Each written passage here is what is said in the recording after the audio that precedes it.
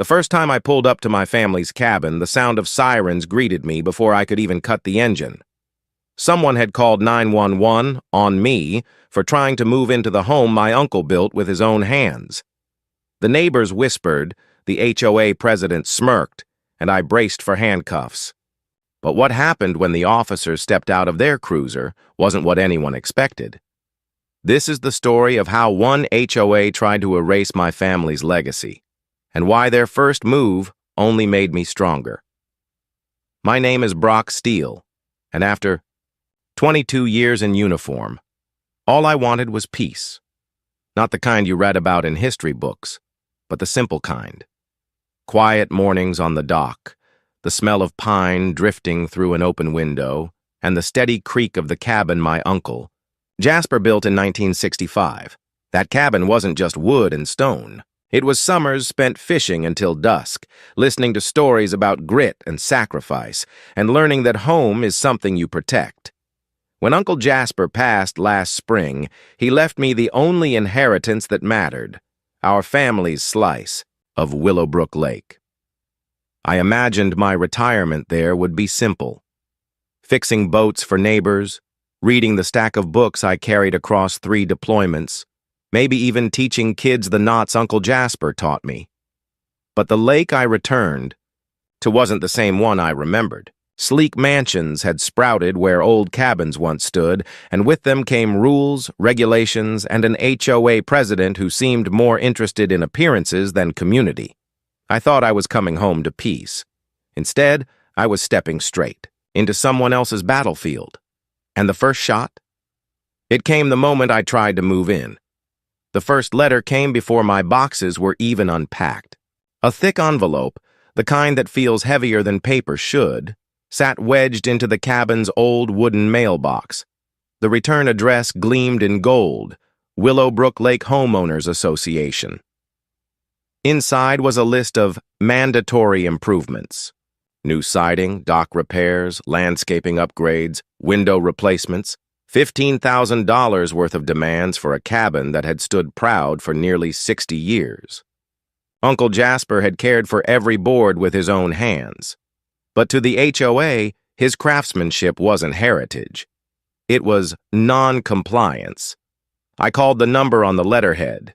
Delilah Thornbridge herself answered, her voice sugared with the kind of sweetness that cuts. "Oh, Mr. Steele," she said, as if my name were a problem in itself. "We simply can't allow outdated properties to drag down our community. Surely you understand?" I told her this cabin wasn't outdated, it was family history. Her pause was sharp enough to hear her smile through the line. "Then perhaps, Mr. Steele, you'd be more comfortable in veteran housing across town." Click. That was the moment I realized this wasn't about rules or property values. This was personal. 3 days later, a process server handed me a restraining order on my own front porch. According to Delilah's lawyers, I was prohibited from occupying the cabin until every violation was corrected. My family's home. Off limits. Neighbors began to whisper. Some avoided eye contact when I waved, as though Delilah's shadow stretched over every conversation. Others watched from their porches as if waiting for me to be dragged away.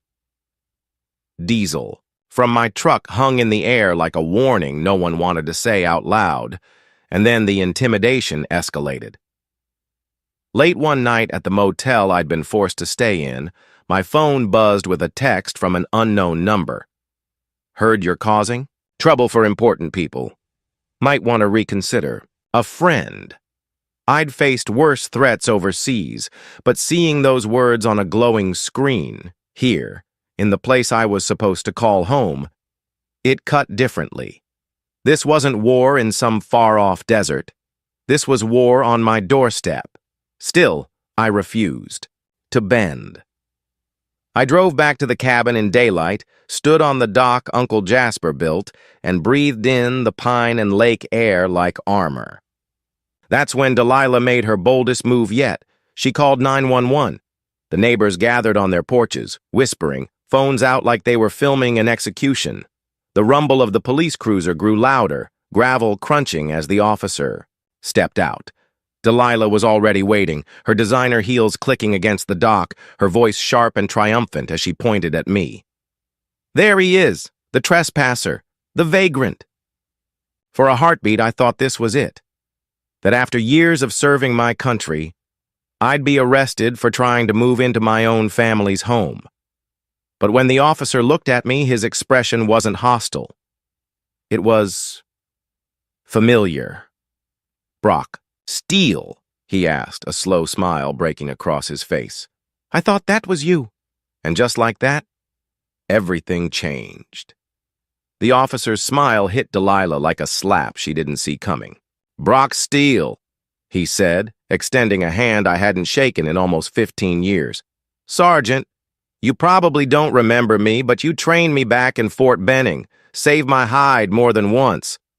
I shook his hand, my mind racing.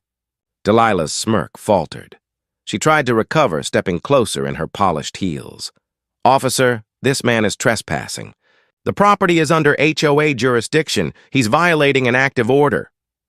But the officer didn't look at her. He looked at me. "Son, you got papers on this place?" I pulled Uncle Jasper's deed from my truck's glove box, still folded, still smelling faintly of courthouse dust. He read it, nodded once, then turned to Delilah. "Ma'am, this property predates your HOA by almost 40 years. You've got no authority here." The color drained from her face. She sputtered, voice shrill. "That cabin is a blight on our community. If we let him stay, our property values—" The officer cut her off. "Property values don't trump property rights. You've wasted county resources calling 911 over a man standing in his own yard." The neighbors who'd been filming lowered their phones. A murmur rippled through the crowd, the kind of sound that carries more weight than shouting. Delilah's power was slipping, and everyone could see it. But I wasn't finished. I stepped forward, holding up the photocopies I'd gathered from the courthouse. "You want to talk about blights? Let's talk about the $80,000 road contract your husband's company was handed without bidding. Let's talk about HOA funds being drained for kickbacks. You've been hiding behind rules to cover your corruption." "Not anymore." Gasps cut through the still air. Delilah's eyes darted like a cornered animal. She reached for her phone, but her trembling fingers betrayed her calm facade. For the first time since setting foot on that dock, I wasn't the one on trial. She was, and the officer made it official. "Ma'am, I suggest you find yourself a lawyer, because from where I'm standing, this looks a lot like fraud." The silence that followed was heavier than any firefight I'd survived. Neighbors stared at her, not me. Her empire of intimidation had cracked wide open in the span of a single afternoon. All I had to do was stand my ground. But as I would soon learn, cornered opponents don't go down quietly. Delilah didn't show her face in public for weeks after that day. The investigation moved quickly, faster than I expected. Turns out, the officer who'd recognized me wasn't just any cop. He'd recently been promoted to detective, and once I handed over the documents I'd found in the courthouse basement, he took the corruption angle seriously. Within a month, Rex Thornbridge's company was under review for misuse of HOA funds. Neighbors who'd once whispered from their porches now knocked on my cabin door, some with casseroles, some with quiet apologies. They admitted they'd felt trapped, afraid to speak against Delilah because she held the board, the lawyers, and their wallets in her grip. The restraining order? Dismissed with prejudice. The so-called mandatory improvements? Erased like they'd never been written. The cabin stood as it always had, weathered but proud, proof that not every legacy can be bulldozed for profit. But the fight left its mark on me. I'd expected retirement to be about fishing rods and long afternoons with a good book. Instead, I'd been forced to put on the armor I thought I'd left behind. And in a way, I was glad I did. Because this wasn't just about me. It was about every homeowner who's ever been bullied into silence, every family that's been priced out, every piece of history someone tried to erase for the sake of community standards. Some nights, I sit on the dock, listening to the water lap against the posts Uncle Jasper set by hand. The air smells like pine and lake moss, just like it did when I was a boy. But now it carries something else too. Resolve. Because I know the HOA will try again, maybe not here, maybe not with me. But somewhere, someone else is going to wake up to a letter in their mailbox or a stranger knocking with papers that say, vacate.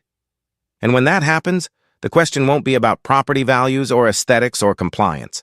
It'll be about this. How far would you go to protect your home?